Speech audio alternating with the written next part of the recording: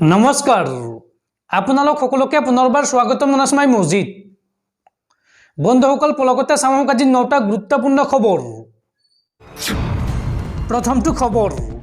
লোকসভাত ভয়ংকৰ আক্ৰমণ দুৰ্বৃত্তৰ ঘটনা সন্দৰ্ভত 4জনক গ্ৰেপ্তাৰ আৰক্ষীৰ লোকসভাৰ ভিতৰত হঠাৎ জপিয়ালে দুজন লোকে ভিজিটৰ্ছ গ্যালাৰীৰ পৰা জপিয়ালে দুজন লোকে লগতে লোকসভাৰ বাহিৰতো দুজনৰ প্ৰতিবাদ মুঠ 4জন লোকক গ্ৰেপ্তাৰ কৰিছে আৰক্ষীয়ে বাহিৰত অনমল আৰু নীলম নামৰ দুজনক আটক আৰক্ষীৰ লগতে সংসদ ভৱনত আটক কৰা যুৱকৰ হাতত আছিল স্মক বোমা আৰু লোকসভাৰ ভিতৰত সাগৰ শৰ্মা আৰু মনোৰঞ্জন নামৰ দুজনক গ্ৰেপ্তাৰ কৰা হৈছে উল্লেখযোগ্য যে সাগৰ শৰ্মাক প্ৰৱেশ পত্ৰ দিছিল সাংসদ প্ৰতাপ সিংহাই সাগৰ শৰ্মাৰ হাতত লৈ আহিছিল ধোঁৱাৰ কেনিষ্টাৰ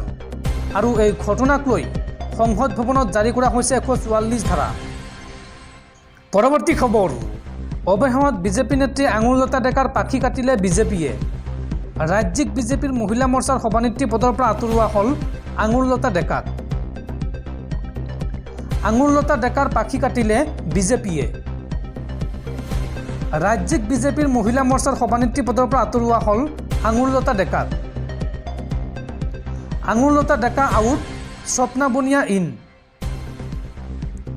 ৰাজ্যিক বিজেপিৰ মহিলা মৰ্চাৰ নতুন সভানেত্ৰী হ'ল স্বপ্না বনিয়া আনুষ্ঠানিকভাৱে এই কথা ঘোষণা কৰিলে ৰাজ্যিক বিজেপিৰ সভাপতি ভৱেশ কলিতাই তাৎক্ষণিকভাৱে কাৰ্যকৰী হোৱাকৈ অপসাৰিত কৰা হ'ল আঙুৰলতা ডেকাক পৰৱৰ্তী খবৰ ৰাজ্যত হঠাৎ বতৰ লৈছে ভয়ংকৰ ৰূপ উজনি অসমৰ বিভিন্ন স্থানত প্ৰচণ্ড শিলাবৃষ্টি ৰাজ্যত হঠাৎ বতৰ লৈছে ভয়ংকৰ ৰূপ উজনি অসমৰ বিভিন্ন স্থানত প্ৰচণ্ড শিল বৰষুণ ডিব্ৰুগড় খোৱাঙৰ গৰৈমাৰী কাৱৈমাৰীত প্ৰচণ্ড বৰষুণ আৰু ধাৰাসাৰ বৃষ্টিপাতত স্তব্ধ হৈ পৰিছে জনজীৱন আঞ্চলিক বতৰ বিজ্ঞান কেন্দ্ৰই আগজাননী দিয়াৰ দৰেই প্ৰকৃতিয়ে লৈছে ভয়ংকৰ ৰূপ নাজিৰাতো শিল বৰষুণ দেখিবলৈ পোৱা গৈছে মুঠতে উজনি অসমৰ বিভিন্ন প্ৰান্তত দেখিবলৈ পোৱা গৈছে ধাৰাসাৰ বৰষুণৰ লগতে শিলাবৃষ্টি উজনি অসমত বৰ্তমান ধাৰাসাৰ বৰষুণ আৰু এই প্ৰবল বৃষ্টিপাতত নামিছে প্ৰচণ্ড ঠাণ্ডা বন্ধুসকল তাৰপিছত 4 নম্বৰ খবৰটো জনোৱাৰ আগতে আপোনালোকৰ এটা সৰু ৰিকুৱেষ্ট যদি তেওঁলোকে এইটো ভিডিঅ'ত লাইক কৰা নাই তেন্তে প্লিজ এটা লাইক কৰি দিয়ক আৰু এনেকুৱা ধৰণৰ নতুন নতুন ভিডিঅ' পাবলৈ চেনেলটো সাবস্ক্ৰাইব কৰি কাষত থকা বেল আইকনটো প্ৰেছ কৰি ৰাখক পৰৱৰ্তী খবৰ ডক্টৰ সমুজ্জল কুমাৰ ভট্টাচাৰ্য আছুৰ অপশক্তি 65 বছৰ বয়সলৈকে যদি ছাত্ৰ সন্থাৰ নেতা হৈ থাকে তেন্তে তেওঁ কিদৰে মানি ল'ব বিজেপিত যোগদান কৰি এই বিস্ফোৰক মন্তব্য আছুৰ প্ৰাক্তন নেতা দিব্যজ্যোতি মেধিৰ ডক্টৰ সমুজ্জল কুমাৰ ভট্টাচাৰ্য আছুৰ অপশক্তি 65 বছৰ বয়সলৈকে যদি ছাত্ৰ সন্থাৰ নেতা হৈ থাকে তেন্তে তেওঁ কিদৰে মানি ল'ব আনুষ্ঠানিক শিক্ষা নথকা ব্যক্তি ছাত্ৰ নেতা হ'ব নোৱাৰে বৰ্তমান কিন্তু সমুজ্জল কুমাৰ ভট্টাচাৰ্য কোনো কলেজ বা বিশ্ববিদ্যালয়ত পঢ়ি থকা নাই সেই হেতুকে তেওঁ কৈছে আনুষ্ঠানিক শিক্ষা নথকা ব্যক্তি ছাত্ৰ নেতা হ'ব নোৱাৰে এয়া সমাজৰ বাবে অশুভ লক্ষণ আৰু অশুভ প্ৰতীক মুখাবিন্দা ৰাৱণ বহুত আছে আৰু এই ৰাৱণবোৰক চিনাক্ত কৰি নিক্ষেপ কৰাৰ প্ৰয়োজন আছে বিজেপিত যোগদান কৰিয়ে এই মন্তব্য কৰিলে প্ৰাক্তন আছু নেতা দিব্যজ্যোতি মেধিয়ে পৰৱৰ্তী খবৰ পুনৰ হুৰাহুৰে কমিছে সোণৰূপৰ মূল্য আজি পুনৰ হ্ৰাস পালে সোণৰ মূল্য আজিৰ দিনটোত অসমত কিমান হৈছে সোণৰ মূল্য চাওঁ আহক আজি গুৱাহাটীত 22 কেৰেট সোণৰ মূল্য 10 গ্ৰামৰ মূল্য হৈছে 58,350 টকা আনহাতে 24 কেৰেট সোণৰ মূল্য 10 গ্ৰামৰ মূল্য হৈছে 61,270 টকা পৰৱৰ্তী খবৰ প্ৰাক্তন আছু নেতা দিব্যজ্যোতি মেধিসহ 3 শতাধিকৰ বিজেপিত যোগদান সকলোকে দললৈ আদৰণি মন্ত্ৰী পীযুষ হাজৰিকাৰ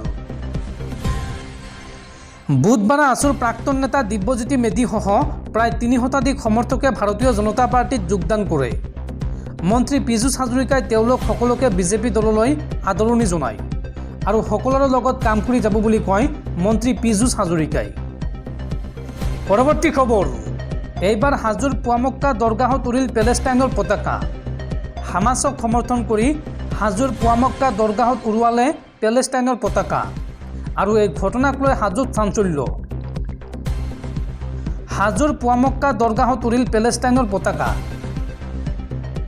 দৰগাহৰ মূল দুৱাৰৰ সন্মুখত দুৰ্বৃত্তই পেলেষ্টাইনৰ পতাকা উৰুৱাৰ দাবী। হামাছৰ সমৰ্থনত হাজোৰ দৰগাহত দুৰ্বৃত্তই পেলেষ্টাইনৰ পতাকা উৰুৱাৰ দাবী। দৰগাহত পেলেষ্টাইনৰ পতাকা উৰুৱাৰ অভিযোগত এজাহাৰ দাখিল হিন্দু জাগৰণ মঞ্চৰ। কোনে হাজোৰ পুৱামক্কা দৰগাহত উৰুৱালে পেলেষ্টাইনৰ পতাকা? এইটো আচলতে পেলেষ্টাইনৰ পতাকা নে পূৰ্ববংগীয় মুছলমানৰ ধৰ্মীয় পতাকা, তাক লৈ বিতৰ্কৰ সৃষ্টি হৈছে। দৰগাহৰ পৰিচালনা সমিতিৰ মতে পতাকাখন পূৰ্ববংগীয় মুছলমানে ব্যৱহাৰ কৰা ধৰ্মীয় পতাকা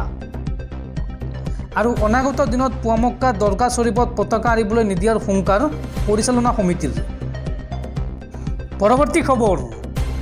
ধাৰাবাহিক বিস্ফোৰণৰ পৰা ৰক্ষা পৰিল চুবুৰীয়া ৰাজ্য মণিপুৰ।